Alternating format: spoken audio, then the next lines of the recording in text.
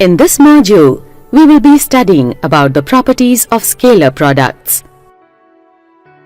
We have already learnt that scalar or dot product of two vectors A and B with angle theta between them is equal to the product of the magnitudes of vector A and B and the cosine of angle theta. Now let us observe an interesting property of dot product of vectors. Consider three vectors A, B and C.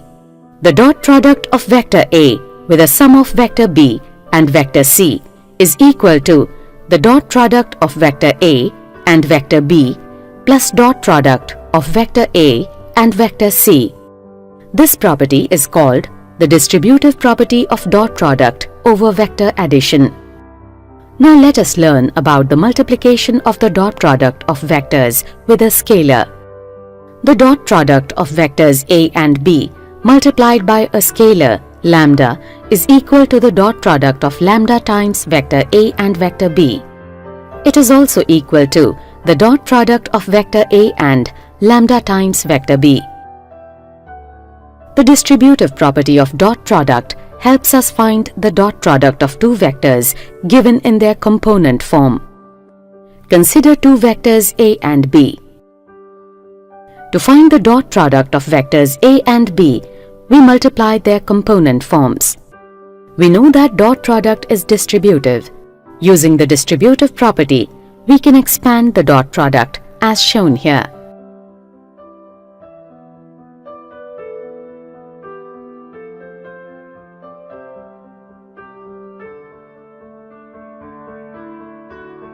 We know that unit vectors I, j and k are mutually perpendicular to each other. We also know that the dot product of two mutually perpendicular vectors is 0 and the dot product of a unit vector with itself is equal to 1. Substitute the corresponding values in the expansion.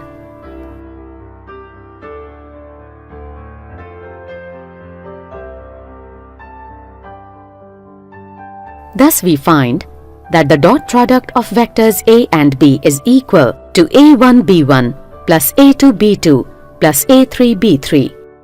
When A1, A2 and A3 are the scalar components of vector A and B1, B2 and B3 are the scalar components of vector B.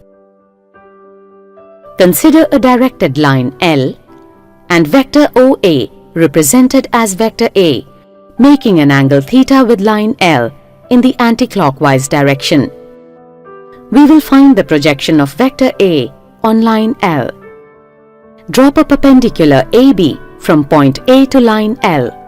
Now, vector OB represented as vector P is the projection vector of vector A on line L.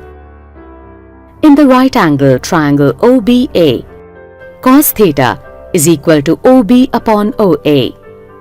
Thus vector OB or vector P is equal to vector A multiplied by cos theta. The magnitude of vector P is called the projection of vector A on line L and is equal to magnitude of vector A multiplied by cos theta. The direction of projection vector P depends on the angle theta that vector A makes with line L. This leads to some interesting observations. If theta is equal to 0, then vector A lies along line L and projection vector P is the same as vector A and has the same direction as line L. When angle theta lies between 0 at 90 degrees, projection vector P points in the same direction as line L. If theta is equal to 90 degrees, vector A is perpendicular to line L and its projection vector P is a 0 vector. When theta lies between 90 degrees and 180 degrees, cos theta is negative and hence the direction of projection vector P is opposite to the direction of line L. If theta is equal to 180 degrees, then vector A lies along line L. In this case, its projection vector P is equal to negative vector A and its direction is opposite to that of line L. When angle theta lies between 180 degrees and 270 degrees, the direction of projection vector P is opposite to the direction of line L. If theta is equal to 270 degrees, vector A becomes perpendicular to line L again, and its projection vector P becomes a zero vector. When angle theta lies between 270 degrees and 360 degrees, the direction of projection vector P is the same as the direction of line L. Projection vector P of vector A is also equal to the dot product of vector A and unit vector P along line L. Let us replace line L with another vector B and find the projection of vector A on vector B.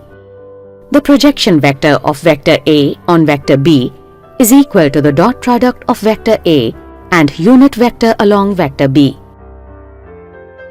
The projection vector of vector A along vector B is also given by the dot product of vectors A and B divided by the magnitude of vector B. Let us look at the component form of vector A again.